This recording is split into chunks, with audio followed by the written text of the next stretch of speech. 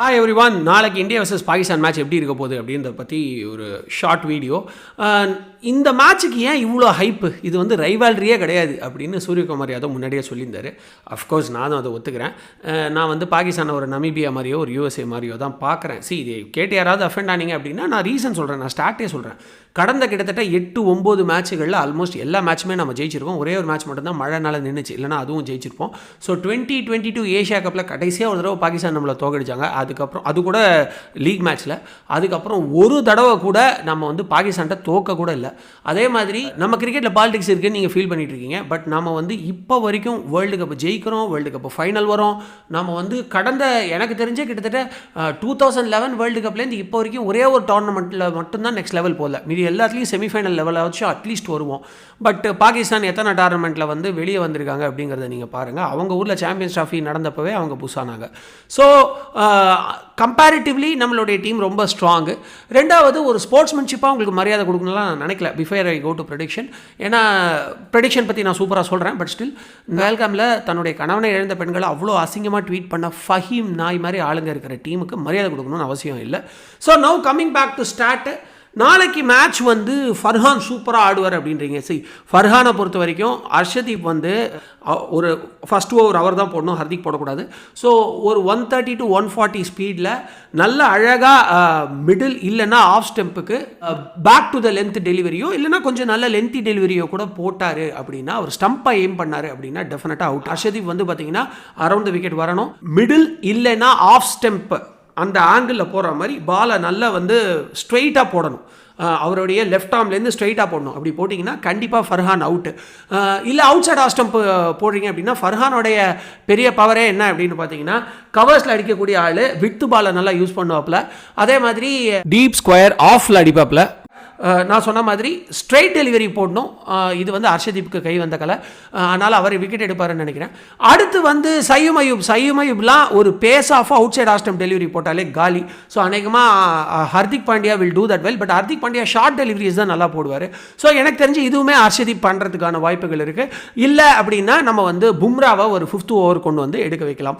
அப்புறம் ஆகாலாம் வந்து பார்த்தீங்கன்னா எவ்வளோ நேரம் ஆடினாலும் வருணுடைய ஓவரில் காலி. அதே மாதிரி ஷதாப் நவாஸுமே வருணோட ஓவரில் காலி. அப்படி வருணோட ஓவர்லேருந்து தப்பிச்சாலும் நவாஸு ஷதாப் இவங்கெல்லாம் குல்தீப்போட ஓவருக்கு எப்படி ஆடணுன்னே தெரியாது, அதனால் காலி. அந்த ஃபஹீம் பிச்சைக்காரன் ஓவராக கண்ணை முன்னு சுற்றுவாப்பில். ஸோ அவனுக்கும் நம்ம மறுபடியும் பார்த்தீங்கன்னா குல்தீப்போட ஒரு நல்ல ஷார்ட்டர் டெலிவரி, கொஞ்சம் ஷார்ட்டில் பிச் பண்ணி பாலை ஸ்லைட் பண்ணி போட்டான் அப்படின்னா கேட்ச்சு. அடுத்து ஜிம்பாவே யூஎஸ்ஏ இதெல்லாம் அடிப்பாப்பில். இவர் கோலியோடலாம் கம்பேர் பண்ணுவாங்க. கோலியோட பையன் கூட இவரோட நல்லா விளையாடுவாங்க. ஒரு outside off stump delivery short இல்லை பேக் ஆஃப் த லென்த்து கொஞ்சம் பேச குறைச்சி போட்டால் போதும். அது சிவன் துபே, ஹர்திக் பாண்டியா, தேவைப்பட்ட பும்ரா, இல்லைன்னா நம்ம வருணே கூட போதும். அதனால் பாகிஸ்தானுடைய பேட்டிங்லாம் நமக்கு ஒரு பெரிய த்ரெட்டே கிடையாது. Now coming back to our batting. Opening partnership as usual சூப்பராக ஃபயர் பண்ணோம். Abhishek Sharma is back. அது ஒரு நல்ல நியூஸ் நமக்கு. வேறஸ் ஃபஸ்ட்டு ஓப்பனிங் பார்ட்னர்ஷிப் ஒரு 6 ஓவருக்கு அடித்து நவுத்தி கைகாலெலாம் ஒட்டைக்கிற அளவுக்கு அடிச்சிடணும். இன்கேஸ் ஏதாவது விக்கெட் விழுந்துச்சு அப்படின்னா தென் சூரியகுமார் யாதவ் கொஞ்சம் ஆங்கர் இன்னிங்ஸ் ஆடி இந்த பக்கம் வந்து நம்ம இஷான் கிஷனுக்கு ஸ்ட்ரைக் கொடுக்கணும். இஷான் கிஷன் அவுட் ஆக மாட்டான்னு நான் முழுசாக நம்புகிறேன். பட் யார் அவுட் ஆனாலும் இந்த பக்கம் ஸ்கை வந்து he has to rotate strike. ஏன்னா ஒன்ஸ் ஒரு பவர் பிளே முடிஞ்சிருச்சு, நல்ல ஹிட்டிங் பண்ணிட்டோன்னு ஸ்பின்னர்ஸ் வரும்போது ஆப்வியஸ்லி நாம் கொஞ்சம் ஸ்ட்ரைக் ரொட்டேட் பண்ணிக்கிட்டே இருக்கும். Tilak Varma and SKY are masters on that. நான் அதுக்கு தான் சிவன் துபே ஏர்லியாக வரக்கூடாதுன்னு நினைக்கிறேன். 16 ஓவருக்குள்ளே எக்காரணத்துக்கு ஒன்று சிவன் துபே வரக்கூடாது, வாட் எவர் ஹேப்பன்ஸ். ஏன்னா Shivam Dube running between the wickets கிடையாது. ஸோ ஸ்பின்னர்ஸ் இருக்கும்போது கொஞ்சம் ஸ்லோ டவுன் ஆகும். ஸோ ஸ்பின்னர்ஸ் இருக்கும்போது நீங்கள் ஹிட் பண்ண ட்ரை பண்ணக்கூடாது. ஏன்னா ஸ்பின்னர்ஸ் சப்போர்ட் பண்ணுற track unless otherwise you have huge run rate. Like 2 பேரும் கிளிக் ஆகிடுச்சுன்னா 8 ஓவரில் 100 அடிப்பாங்க. ஸோ அப்படி இருந்தாலே ஒழிய நம்ம ஸ்பின்னர்ஸை வந்து எடுத்து அட்டாக் பண்ண ட்ரை பண்ணக்கூடாது. பட் நம்ம running between the wickets except for Shivam Dube நம்ம ரன்னிங் பிட்வீன் த விக்கெட்ஸ் நல்லா இருக்கு. அதனால் அழகாக 2 ரன்னாக ஓடி நல்ல ரன்னை நம்ம கெயின் பண்ணலாம். Till we get a steady. ஒரு விக்கெட் விழுந்துருச்சு அப்படின்னா ரன் ரேட் ஜாஸ்தியாக இருந்தாலும் வீசாமல் நம்ம கொஞ்சம் ஸ்டெடி பண்ணணும் ஒரு 14 ஓவர் வரைக்கும். அதுக்கு அப்புறமா ஹர்திக் பாண்டியாவும் சிவன் துபேவும் ஆடினா டண்டனக்கான்னு பாகிஸ்தானை அடித்து வெளுத்துருவாங்க. ஹர்திக் பாண்டியெல்லாம் 16 ஓவருக்கு மேலே இல்லை 14 ஓவருக்கு மேலே ஸ்கோர் ஒரு 140 150 10 ரன் ரேட்டில் இருக்கும்போது வந்தார்னு வச்சுக்கோங்களேன், ஊதான் நீங்கள் வந்து இஷான் கிஷன் அண்ட் நம்ம அபிஷேக் சர்மாவோட ஹிட்டெல்லாம் ஒன்றுமே இல்லைங்கிற மாதிரி பாகிஸ்தானை அப்படியே பிரித்து மேய்ஞ்சி கிழிச்சு தூக்கி எரிஞ்சிருவாப்புல. ஓகேங்களா? இன்கேஸ் ஏதாவது குளறுபடி ஆனால் கூட we have another very good batsman Axar Patel. Axar Patel வந்து நம்ம ரொம்ப அண்டர் எஸ்டிமேட் பண்ணுறோம். பட் என்னால் வந்து ஒரு ஆங்கர் இன்னிங்ஸும் ஆட முடியும், ஹிட் பண்ணி ஆட முடியும் அப்படிங்கிற மாதிரி ஒரு பிளேயர் வந்து Axar Patel. I have a lot of respect on his batting. மறக்கக்கூடாது 2024 வேர்ல்டு கப்பில் வந்து நம்ம ஏர்லி 2 விக்கெட்ஸ் இழந்தப்போ இந்த பக்கம் கோலி அப்படியே தன்னுடைய 3 4 அடித்த ஹெட்டிங் கேமை ஸ்லோவாக மாற்றினார். Axar Patel made 40+ runs. So is a very good batter. இப்போவுமே நீங்கள் பார்த்தீங்க ஃபஸ்ட்டு மேட்ச்சில் ஸ்கையோட நல்ல பார்ட்னர்ஷிப் போட்டாப்புல. So we have got wonderful team. Rinku Singh அநேகமாக நாளைக்கு ஆட மாட்டார். Kuldeep Yadav will be in his place அப்படிங்கிறது என்னுடைய கணிப்பு. ஸோ போலிங்கும் நான் சொல்லிட்டேன், பேட்டிங்கும் நான் சொல்லியாச்சு. We have got wonderful hitters. Tilak Varma பற்றி நான் ரொம்ப ஷார்ட் நோட்டில் முடித்தேன். ஏன்னா அவர் தான் ஆங்கர் இன்னிங்ஸ் ஆட போகிறாரு. என்னுடைய மெயின் வீடியோவில் நீங்கள் பார்த்தீங்கன்னா அவர் வந்து பெஸ்ட் பிளேயர் ஆஃப் த டோர்னமெண்ட்டாக கூட இந்தியாக்காக இருப்பாரோ அப்படின்ற ஒரு கணிப்பு எனக்கு இருக்குது. So he is wonderful. ஆனால் தான் அவரை பற்றி டீட்டெயிலாக சொல்லலை. ஸோ சூப்பராக டீம் விளையாடுவாங்க. இந்தியா கண்டிப்பாக ஜெயிப்பாங்க. ஃபர்ஸ்ட் பேட்டிங் நாம் பண்ணுற பட்சத்தில் 200+ கண்டிப்பாக அடிப்போம், டெஃபினட்டாக அடிப்போம். நீங்கள் எழுதி வச்சுக்காங்க. என்ன தான் ஸ்பின்னர்ஸ் வந்து போட்டாலும். முக்கியமாக மறந்துட்டேனே, அந்த ஒரு புது போலர் எனக்கு அவர் பேர் வந்து போச்சுப்பா. அவர் வந்து அப்படியே வந்து நின்று போலிங் போடுறாரு அப்படின்னா நம்ம பேட்ஸ்மேன்ஸ் அழகாக நகரலாம்.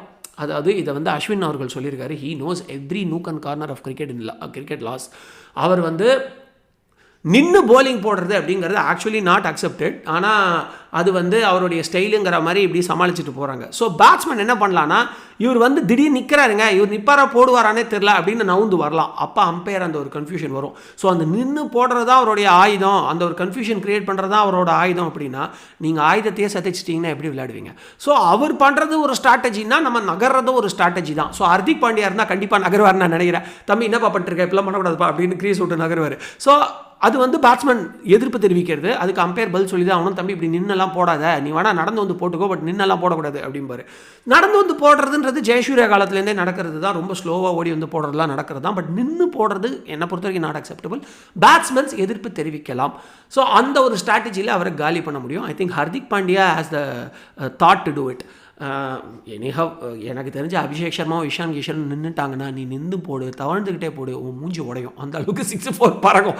எனக்கு தெரிஞ்சு இவ்வளோ பேசுறதுக்கே அவசியம் இல்லைங்க. வெளுத்து வாங்க போகிறாங்க நம்ம ஓப்பனர்ஸ். என்னுடைய கணிப்பு சரியாக இருந்தால் 8-9 ஓவரில் 100 ரன் வந்துடும்.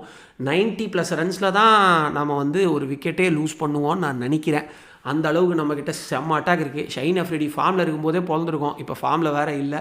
ஸோ என்னை பொறுத்த வரையில் இந்தியா செகண்ட் பேட்டிங் பண்ணால் 14 ஓவர்லேயே மேட்ச் முடிச்சு அவங்கள வீட்டுக்கு அனுப்பிச்சிடுவோம். அவங்க எவ்வளோ டார்கெட் பெரிய டார்கெட் கொடுக்க மாட்டாங்க. இந்தியா செகண்ட் பேட்டிங் பண்ணுற பட்சத்தில் பாகிஸ்தான் வந்து 120லேருந்து 130க்குள்ளே சுருட்ட முடியும்.